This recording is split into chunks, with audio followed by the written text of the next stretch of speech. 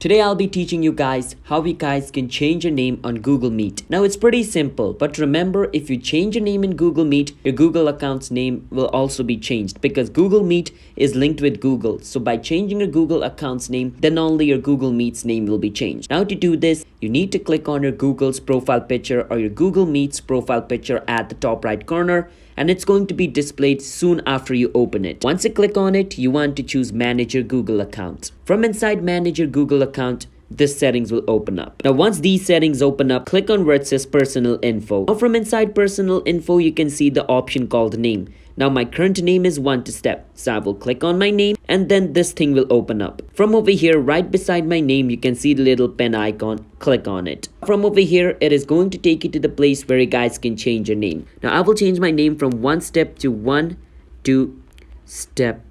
So this is going to be my new name. After this is done, I can click on Save at the bottom and my new name will be saved. Once my name is changed on my Google account, basically my Google Meet's name will also be changed. So that is how you guys can change your name in Google Meet. It's that simple. So if you guys found our video helpful, then hit the subscribe to our channel, how to guide for future videos like this. I will see you guys next time. Bye bye until then.